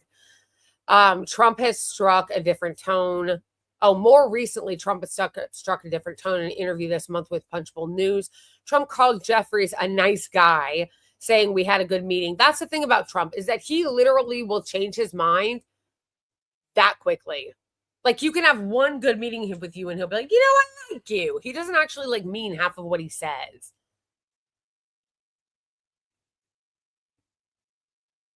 We had a good meeting. Trump and Jeffries, which means that Jeffries was probably capitulating to everything he said, is probably what happened. Trump and Jeffries had their first and only official face-to-face meeting in the Oval Office on September 29th, 2025 to discuss the government funding. Which, again, when you see Blue MAGA defending, like that Blue MAGA guy was showing you guys earlier, defending Hakeem Jeffries meeting with Jared Kushner, and they're trying to do the, oh, well, that's not fair because what's his name? Zohar Mamdani met with Trump. It's like, no, actually, no one criticized Hakeem Jeffries for meeting with Trump. Yeah, because we understand that Trump is the president and that there is direct communication that needs to happen between the president and the House and the Senate and the mayor. No one criticized him for that. We're criticizing him for this because why the fuck do you need to talk to Jared Kushner? There's no reason for it other than sussery. There's no non-hack reason to meet with him.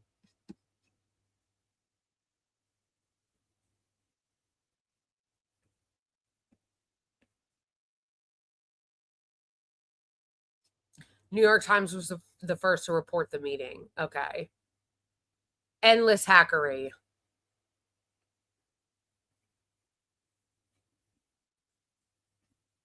Which, again, to bring it full circle back to the beginning of the stream when I said it's actually hilarious that guy tried to do this you. And then less than 24 hours, this reporting comes out about Hakeem Jeffries privately meeting with Jared Kushner. No, it's amazing. It's amazing. It's amazing.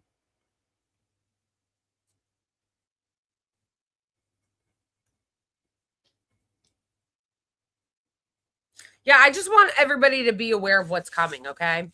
Because I saw this tweet from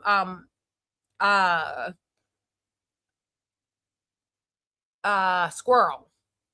I saw this tweet from Squirrel last night, and I was like low-key depressed because I was like, this is right. This is right. Squirrel is right.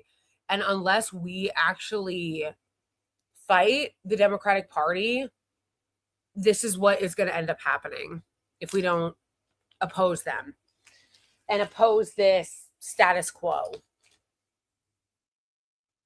Hold on.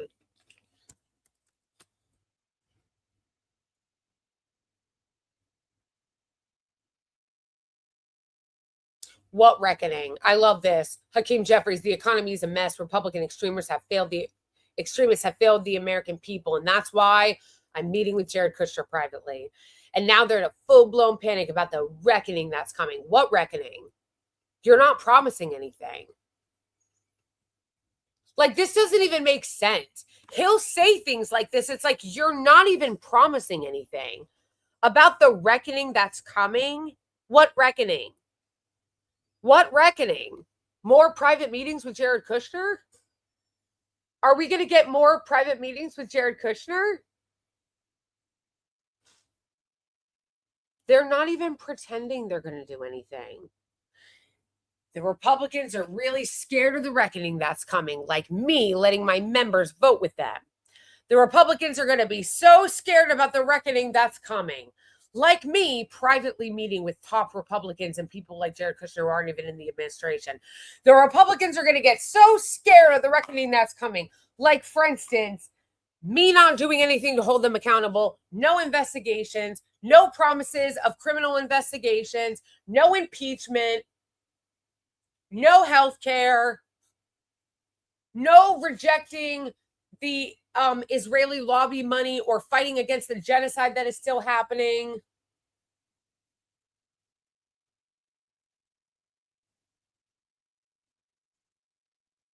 No fighting for the American people for a living wage. So what exactly is this reckoning? Exactly. Is the reckoning in the room with us now?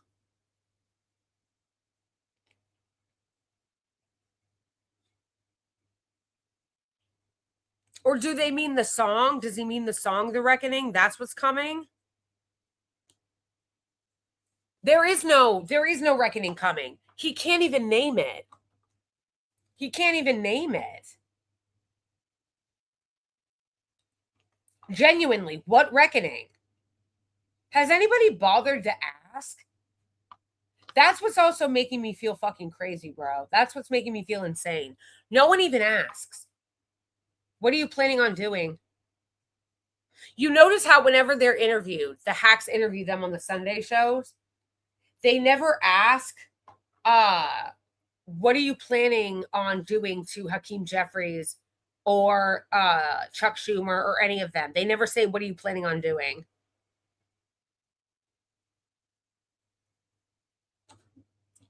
They'll grill the fuck out of somebody like Angie Nixon. Did you guys see that fucking Karen interview with Casey Hunt, where she's going full Karen on Angie Nixon, being like, what about this? What about this? She won't let her get a word in edgewise. What about this? What about this?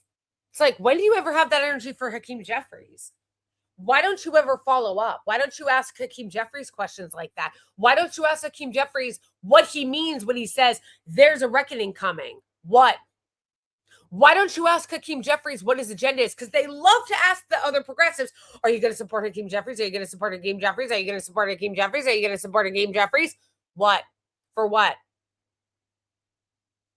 What? Why don't you ask him what he's planning on doing? Why don't you ask Hakeem Jeffries what he's planning on doing? Don't you guys think that's weird? I don't even remember what I came in here to show you. Does anybody remember what I said I was coming here to play? I was going to play something, but then I got distracted. My ADHD brought me to this tweet.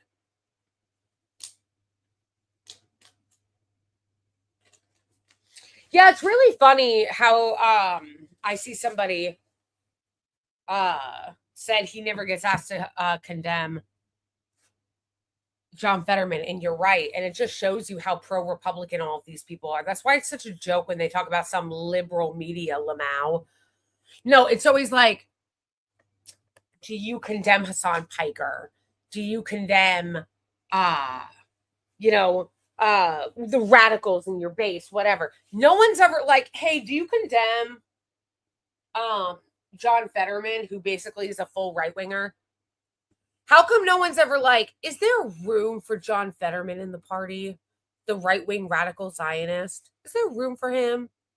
They love to go, Is there room for DSA? But they don't go, is there room for the radical, psychotic, genocidal Zionist John Fetterman who does nothing but go on right-wing media to trash other Democrats? He literally does nothing but go on right-wing media to shit on Democrats and the left.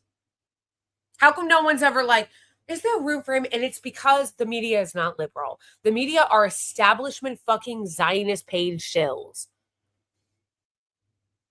Because once again,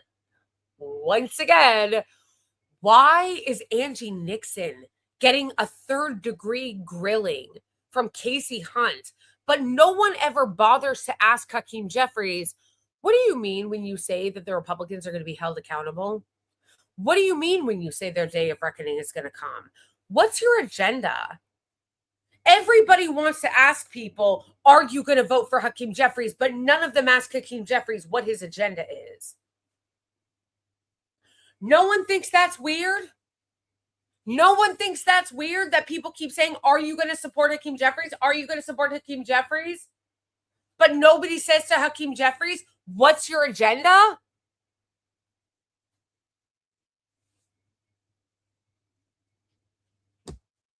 Yeah, I don't even remember what it was. I got distracted by that.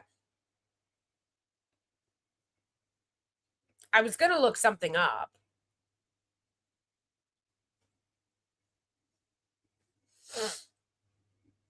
Everything is always framed in the most right-wing way.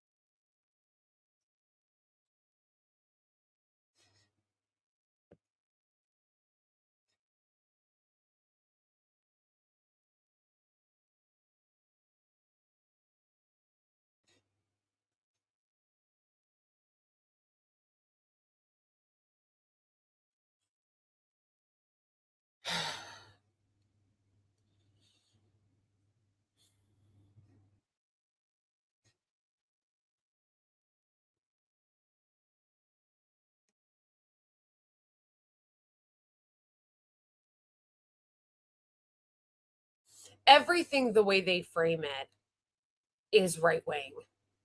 That's why I literally can't handle the liberal media. And the liberal media, it's like, it's really not liberal at all. It's always right-wing framing. No. I was talking about something and I was like, oh, I'm going to show you guys. And I like went on Twitter. But then once I went on Twitter, I got distracted by the Hakeem Jeffries thing, since that's mostly what we've been talking about. And then I forgot what I was going to show you.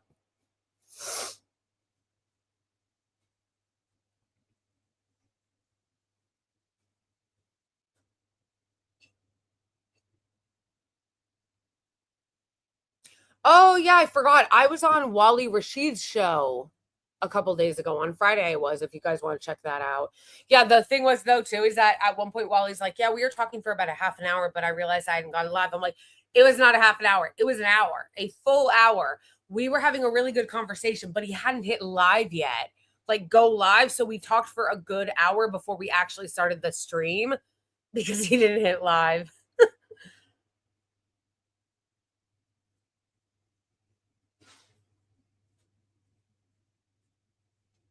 There are no Trump supporters in here. You're in the wrong chat, sir. You're in the wrong chat. No one supports Trump here.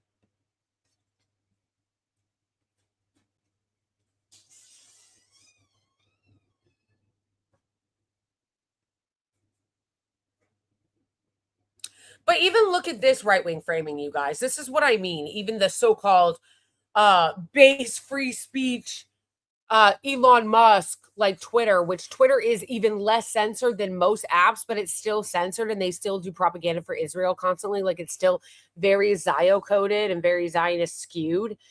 And like, look at this right-wing framing. Angie Nixon faces backlash after Democratic primary upset. No, she's not. No, she's not. And who should be facing backlash is Casey Hunt. That was an insane interview she did. Online divide emerges over Charlie Kirk's rhetoric. It's like, no, what that meltdown was actually about was a more right-wing framing when they say Detroit Black voters voice frustration with Democrats, as opposed to talking about how a bunch of Zionist Jewish Democrats said that they're going to vote for Mike Rogers, the right-wing fascist. But that's not trending. And then what's also not trending is all the right wing is melting down and crying and being snowflakes about it was Hassan Piker was doing the We Are Charlie Kirk song, like he was karaokeing it, and they're all melting down and crying. It's like, aren't you the same people, first of all, that said comedy was legal again? I thought comedy was legal again. Weren't you also the same people that for years made fun of the left and said the left had no sense of humor and were snowflakes? Wasn't that you? And then also, I really don't want to see pearl clutching from people who laughed and made fun of George Floyd, mocked George Floyd's murder, and laughed and mocked Alex Peretti and Renee Good after they were killed by the state. Like, what's his name? I saw Jack Posobiec, that insane fucking right-wing op hack. I saw him crying about it. And it's like, you made fun of George Floyd's murder. Somebody even reposted and was like, yeah, this is what you did.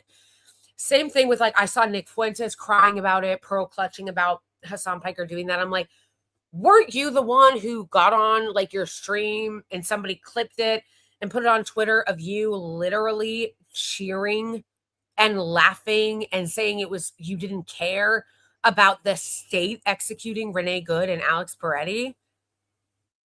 Calling them self-hating white people, calling her a stupid bitch. That you? Wasn't that you?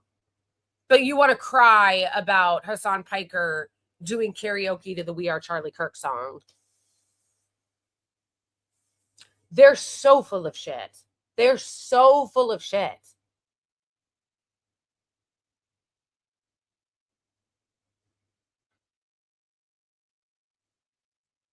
They're just so full of shit. It's unbelievable, bro. It's unreal.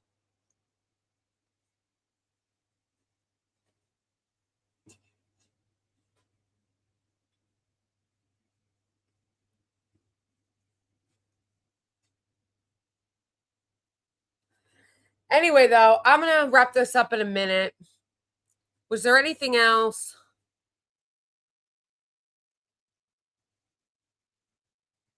Was there anything else? I feel like there was something else. I probably am going to make a video to that Casey Hunt interview because it was just so crazy. I just haven't had a chance to yet. I haven't had a chance to make it yet, but I think I am going to make a video about that. So make sure you're following along.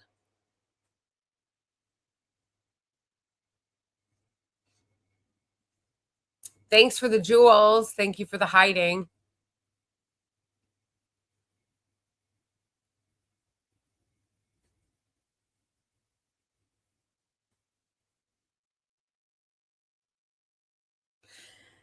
Yeah, no, things are crazy, fam. Things are crazy. Yes, if you are not already following me on all the other platforms, including Upscrolled, please do. Everything is in my link tree except for the Upscrolled. It's all in my link tree. If you want to support my work, so is my Cash App, so is my Venmo, so is Ko-Fi and Patreon if you want to become a monthly patron or a monthly Ko-Fi member. Same thing with membership, joining a membership to support the channel on YouTube or on Twitch. And yep, we got a Discord. Thank you for throwing that up, Boney.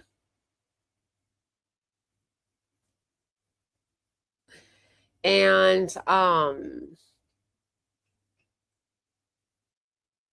think that's it. And thank you guys, everybody who joined the stream. I love you guys so much. Shout out to Boney. That's what I wanted to say. Shout out to Boney, the best mod. Everybody shout out to Boney. We love Boney. And thank you guys all for joining me today on Coffee Sunday. I'm here every Sunday. I stream twice weekly, Thursday at 2:30 and Sunday at 2:30. Eventually, my hope is to do it more, but it's just not financially feasible for me right now to do so. But as I continue to hopefully grow this channel and get to 100K, that's my goal right now, then hopefully I'll be able to do it more. But in the meantime, please make sure that you're subscribed to the channel. And if you want to help the channel grow in a way that is not, tipping on super chat too, and like sending, the thanks button that you can put even if you're watching a video later, that helps a lot too. Thank you so much for the happy poop. But another great way to help the channel grow that isn't monetary is just watching the videos all the way through that I post. Because when the watch time is really down, it hurts the channel. So helping the channel grow is just, watching the videos all the way through. Same with TikTok or it's like any other platform. Watching the videos and engaging with it all the way through, because the majority of how they count and calculate everything, whether that's your monetization or your growth, is through watch time. So anyway, yes, we will. Thank you. I love you all. Free Palestine, abolish ICE, Hakeem Jeffries should not be speaker. Yeah. I love you all, and I'll see you on Thursday. In the meantime, catch my videos that I post daily. Bye, everyone. Wait. Not going to close it yet. I saw this. I'm creating an activistic hedge fund to help all people like you and great activists in motion. Thanks for your patience. This actually, I don't know if this person is joking, but this unironically needs to happen. There actually does need to be an organization that helps creators and activists that are not total hacks, like, actually sustain themselves. Because there are organizations like that, but they're all hacks. That's kind of like what Chorus is. The difference is that, and there's lots of many things like it. There's many right-wing ones. The difference is they're all hacks. They're all dark, shadowy billionaires that are Israel shills and corporate shills and oppose. And you have to basically do what they say and not do what they, and not say certain things in order to appease their billionaire agenda. Obviously, people like me and others who have integrity and aren't total hacks don't want to be a part of cohorts like that. But there should be a cohort for people that are creators and activists to be able to sustain themselves monetarily and get help in a style of ways that those do, but with like ethical people.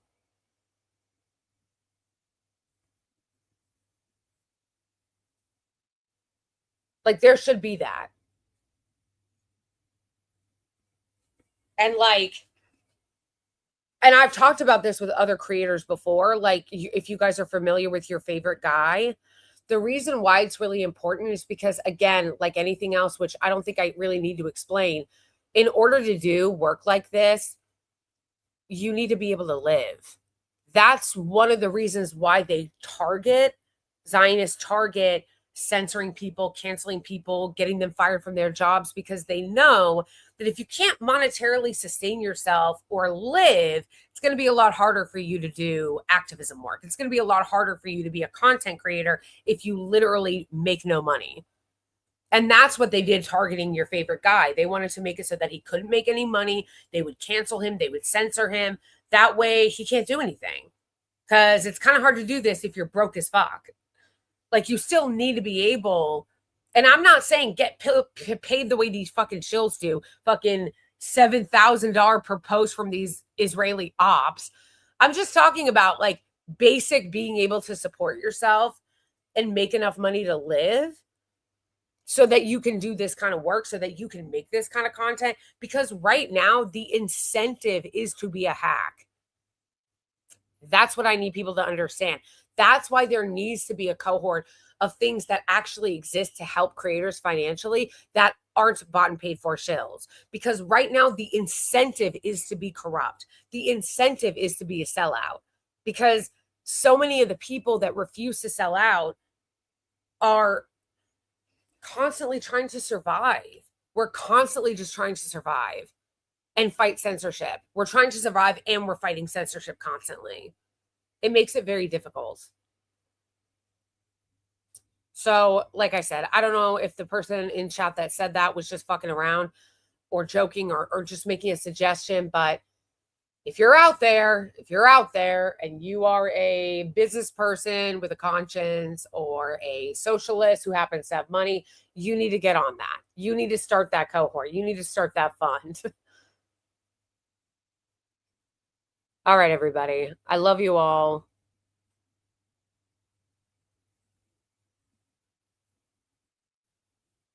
I love you all. Free Palestine. I'll see you guys on Thursday. Bye, everyone.